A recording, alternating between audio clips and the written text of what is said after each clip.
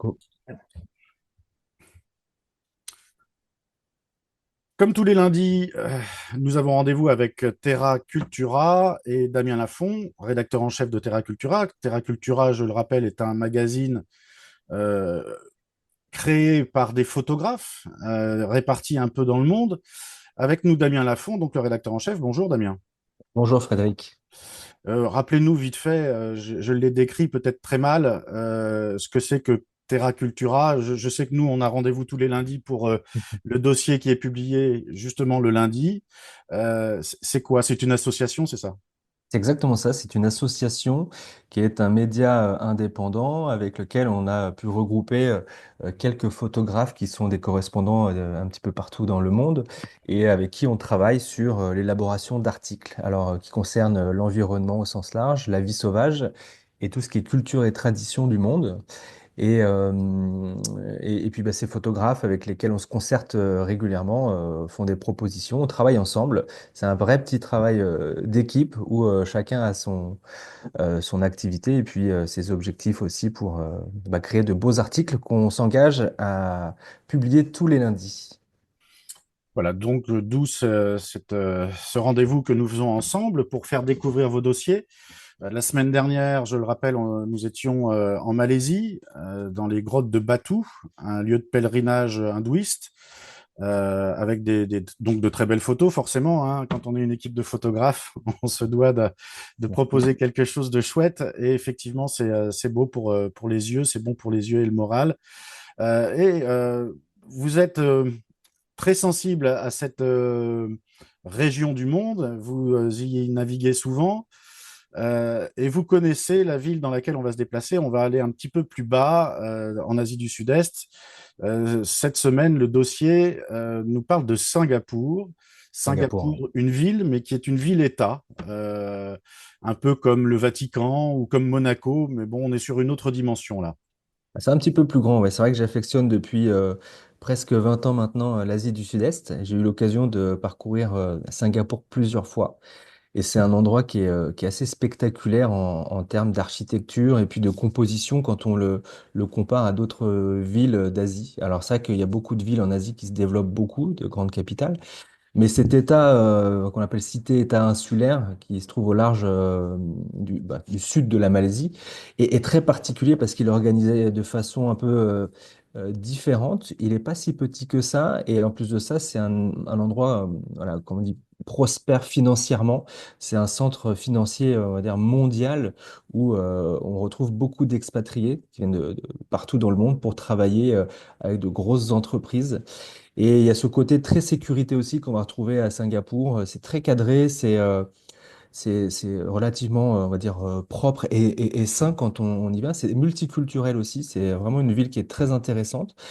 On peut y trouver des choses à tout prix, mais dans la vie de tous les jours, pour une ville d'Asie du Sud-Est, c'est quelque chose qui peut ressembler à ce qu'on vit dans les grandes villes comme à New York, Paris, Londres, par exemple. C'est relativement cher d'y vivre en tout cas. Et Donc d'y c'est être touriste, c'est encore une chose, quoi. une ville très cosmopolite, Très, très euh, cosmopolite. Ouais. et qui a un développement économique, vous venez de le dire, qui est vraiment prospère. Ça contraste un petit peu avec les autres capitales autour.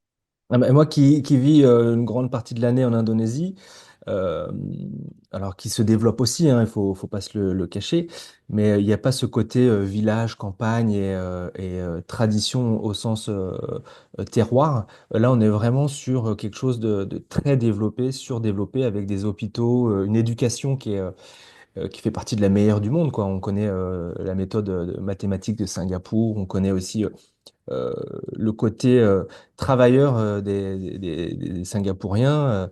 C'est vraiment quelque chose de très, très, je sais pas comment dire, cadré, linéaire, quoi. Euh, Ça peut être agréable à vivre. Je ne peux pas vous le dire parce que j'y ai pas vécu, mais j'y suis allé assez régulièrement pour me laisser séduire par l'endroit en tant que touriste, en tout cas.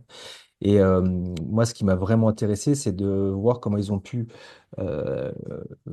réinventer la ville avec ce côté nature qui va très bien avec l'architecture. Et on se dit que finalement, c'est possible de réintégrer la nature dans des grandes villes comme Singapour. C'est ça, on est dans une capitale économique avec des très grandes tours en verre. Mais Oui, pour beaucoup. autant, on l'appelle quand même la ville jardin. Oui, c'est un modèle qui a été instauré dans les années 60 par l'ancien Premier ministre qui a décidé de faire de Singapour en fait une ville verte. Il y a un plan qui s'appelle le plan vert de Singapour pour 2030 qui dirige en fait la ville à changer, on va dire, d'optique et de revégétaliser tout son espace.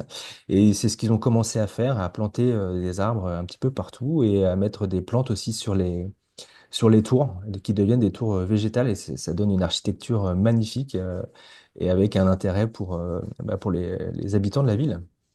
Et alors, le dossier que vous présentez cette semaine est intitulé Singapour quand les tours végétales réinventent la ville. Exactement. On est parti sur la végétalisation des tours, qui a donc cet intérêt déjà peut-être visuel, mais il y a d'autres intérêts, d'autres avantages. Il y a beaucoup d'avantages. C'est vrai que pour la beauté, c'est des riverains et puis des touristes, c'est quelque chose de fabuleux de voir tous ces parcs. Ça fait comme des grands arbres je sais pas, de 50, 100 mètres, peut-être plus en fait. Je peux pas vous le dire, mais c'est assez intéressant et joli à voir. Et puis, c'est quelque chose qui est quand même assez important aussi dans le cadre de la vie de tous les jours. Il fait chaud dans ces endroits. On est en Asie du Sud-Est. Il y a aussi des saisons des pluies où on a une atmosphère qui est très, euh, bon, je vais pas exagérer en disant qu'on peut se retrouver dans un sauna, mais il fait tellement chaud que l'absorption en fait du CO2 par les arbres vont faire que ils vont récupérer 3 à 4 degrés dans la ville. Et ça aussi un bénéfice sur l'isolation naturelle que peuvent avoir les plantes sur les grandes tours, en sachant que, on utilise beaucoup dans ce genre de ville, dans dans les magasins aussi, de la climatisation. Et ça grignote beaucoup d'énergie. Donc, ça permet en fait d'absorber aussi cette chaleur et de protéger les bâtiments et puis les gens pour ne pas trop grignoter sur ce côté énergétique que peut avoir la climatisation. Donc un intérêt pour, bon, on le sait, même en métropole française, que, on aurait intérêt, nous aussi, en Occident, à végétaliser un peu parce que on se retrouve dans des cas de figure avec euh, le réchauffement climatique, où on a des températures qui explosent et le fait de végétaliser peut permettre de faire baisser la température de 2, Un vrai 3, 4 rempart. degrés. Ouais. C'est un vrai rempart. Les études l'ont démontré, hein, même chez nous, hein. De replanter des arbres, on peut gagner en ville plusieurs degrés qui peuvent faire réduire donc la température moyenne des villes ou des endroits qui sont revégétalisés. Donc, ça a été prouvé. Et c'est un modèle inspirant pour d'autres endroits du monde, hein. Ça s'est pas fait que à Singapour. Je pense que c'est eux qui ont innové, qui ont commencé à prendre exemple, à montrer l'exemple, pardon. Mais ça se fait aussi en Chine. On le retrouve pour nous en France, par exemple. Alors, je pense que c'est plus pour le côté visuel que pour le côté, on va dire, écologique. Mais au musée du Quai de Branly, ça se fait un petit peu à Marseille aussi. Ça se fait dans d'autres villes comme à Milan. Euh, je pense que c'est quelque chose qui va reprendre le dessus petit à petit et on va commencer à voir, à mon avis, des endroits plus végétalisés. Alors, je reviens sur cette image qu'on vient de voir, je l'ai partagée sur notre écran, qui est très étonnante. Ce sont des arbres high-tech dans un parc. C'est ça. On voit une végétation luxuriante. Bon, il faut rappeler que Singapour, c'est le climat est tropical, donc il y fait chaud et humide. Il y a besoin de se protéger, d'où cette végétalisation dont vous parlez. Mais c'est quoi ces arbres high-tech? Et c'est des tours qui ont été installées avec la possibilité pour les plantes grimpantes de reprendre de l'espace dans la ville. Alors, ils auraient pu aussi replanter des arbres, mais en fait, je pense que c'est un concept un peu euh, artistique aussi de la ville de vouloir le mettre en place. Aussi un intérêt pour les touristes de pouvoir s'y balader. Puis il faut penser aussi que revégétaliser, remettre des plantes, remettre des arbres, ça crée aussi ça favorise un écosystème, c'est-à-dire que les insectes vont revenir, les oiseaux, donc on va retrouver la nature dans la ville. Mais le but, il était là de faire monter aussi ces plantes et puis d'intégrer ce concept de ville ultra développée avec la nature. Et on voit que c'est possible. Ça fait assez futuriste, je vous l'accorde, mais c'était le moyen peut-être de réintégrer l'essentiel pour la population, de retrouver ces petits coins de nature qui font aussi du bien au moral pour les gens. Quand on sort du travail, de pouvoir se balader dans un parc, faire son sport sans mourir de chaud, etc. Je pense que c'était la bonne idée. Alors ouais, ces arbres-là, donc ils sont métalliques, c'est ça? C'est des structures métalliques Des et structures métalliques, ouais. Alors, je pense que vous euh, parlez de Jardin de la Baie, donc si c'est c'est ça, celui-là, le jardin de la baie hein, ok. que vous exposez Gardens en by une. the Bay, c'est le plus grand parc de Singapour. Il est en hauteur, donc il y a un parc au sol où on retrouve des bancs, on va retrouver des petits coins d'eau, etc., les arbres et les plantes. Et puis il y a un coin en hauteur où ils ont mis des espèces de ponts suspendus, où on peut se balader aussi. C'est, c'est un, c'est un coin assez insolite, en fait. C'est touristique, mais oui, c'est du métal. Ouais. C'est ça. Et donc, si j'ai bien compris le principe pour avoir été, c'est très curieux, je suis allé voir un petit peu plus loin. Ce sont des arbres qui collectent, enfin des arbres high-tech en métal, mais qui collectent l'eau, qui l'accumulent et qui la redistribuent au moment opportun, si j'ai bien compris, qui Voilà, redonnent un petit peu de... c'est vraiment high-tech, mais c'est basé sur ce que se fait dans la nature. C'est-à-dire que, alors, ils n'ont pas de racines, eux, mais ils vont collecter au moment où il y a de l'eau, et ben, ce dont ils ont besoin pour après redistribuer aux plantes et aux arbres ce qui est nécessaire pour leur vie. C'est vraiment étudié, je pense, comme à l'état sauvage. C'est intéressant de voir que euh, techniquement, on a reproduit en fait un milieu naturel avec, euh, avec, avec comment dire, de la technologie, quoi, avec une ville technologique et une ville industrie, quoi. C'est ça, qui permet à la végétalisation qui est en dessous de s'exprimer pleinement. On le voit, c'est vraiment très luxuriant. Alors, il y a une chose dont nous avons parlé la semaine dernière, un petit peu off. Euh, et puis, vous l'avez effleuré tout à l'heure en disant que c'était une ville sécuritaire. J'aimerais qu'on en parle un petit peu. C'est pas dans votre reportage dans les pages de Terra Cultura, mais vous disiez qu'il régnait une ambiance sécuritaire. Et pourtant, alors est-ce que c'est un peu paradoxal? Vous disiez qu'il y a des caméras partout, et pourtant on s'y sent bien, c'est ça? C'est l'endroit, hein, là je parle vraiment avec mon ressenti de voyageur dans Singapour. C'est un endroit où tout est propre. C'est-à-dire que il n'y a pas de trafic. Alors ça a peut-être changé, hein, on va peut-être me contredire, mais à chaque fois que moi j'y suis allé, il n'y a pas d'embouteillage. C'est vraiment oui, sécuritaire, quoi. C'est-à-dire qu'on se balade tranquillement dans la rue. Il y a des CCTV, donc des caméras un petit peu partout, qui traquent un petit peu. Et on est réprimandé assez facilement avec des interdictions, en fait. Interdiction de jeter quelque chose par terre. Ce qui est bien, c'est la réalité. Mais il n'y a pas ce côté peut-être éducation. Là, c'est vraiment interdiction. Et puis, les caméras peuvent un petit peu traquer les gens et puis les retrouver et puis leur faire payer.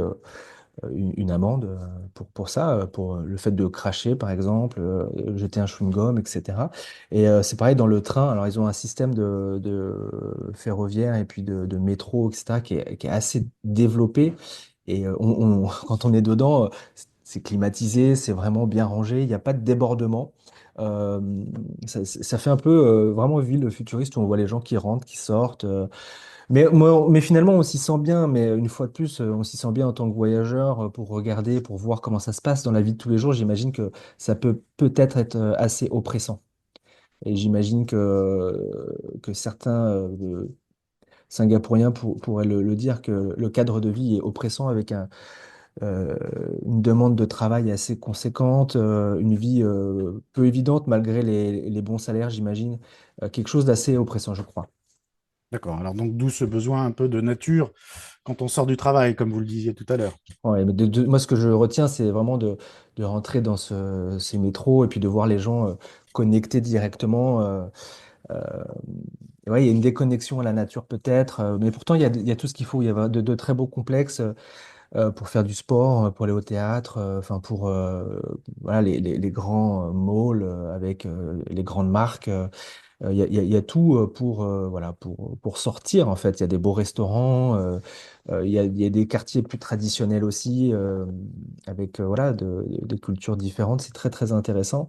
Mais on sent que les gens sont très, très connectés sur eux et puis dans leur petite bulle, quoi. Un peu calme, on va dire. Voilà, donc si vous ne connaissez pas Singapour, c'est l'occasion à travers ce reportage de Terra Cultura de venir découvrir Singapour à travers sa végétalisation. C'est le titre de votre article, de votre dossier de la semaine. Singapour, quand les tours végétales réinventent la ville. On va s'arrêter là. Merci Damien Lafont. Merci Je beaucoup, rappelle que Frédéric. vous êtes le rédacteur en chef de Terra Cultura. Euh, vous avez un dossier en préparation pour la semaine prochaine? Est-ce qu'on on On en partage? a, on en a plusieurs, on peut le partager. On va changer d'endroit. On va aller sous la mer cette fois et puis on va s'intéresser aux géants des mers, donc les raies mantas. Ah, très bien. Donc, reportage très nature une fois de plus et sous l'eau. Qui est-ce qui Sous plonge l'eau. chez vous? Eh ben, c'est moi. Donc, c'est moi qui ai fait, c'est moi qui ai fait quelques images. Je m'intéresse à ça depuis assez longtemps. Et moi, je suis aussi un peu dans la biologie marine. Donc, c'est un de mes premiers axes, on va dire. Puis, on a eu l'occasion de faire plusieurs images, de filmer un petit peu. Donc, on va voir si on peut connecter ça avec une petite vidéo aussi. Et de montrer un petit peu comment, euh, comment évoluent les raimentas dans leur milieu. Et puis, on va peut-être parler aussi du surtourisme à certains endroits où on voit beaucoup de gens plonger avec et qui ne respectent pas le milieu naturel, qui fait qu'elles partent et qu'elles ne trouvent pas un autre habitat propice à leur développement. Voilà. Voilà, bah écoute, écoutez, je crois que c'est un reportage qui fera plaisir à notre confrère que vous pouvez d'ailleurs retrouver sur Proxima, Longitude 181, Daniel Krupka. Je sais que sa passion, c'est les raimentas, c'est ce qui lui a Ah bah, donné envie de continuer à explorer le monde marin. Il est fasciné par les raimentas. Ben, j'attends avec impatience ce nouveau reportage. je peux le comprendre. C'est fascinant. Et donc, rendez-vous sur terra-cultura.com en attendant et à la semaine prochaine, Damien. À la semaine prochaine. Merci beaucoup.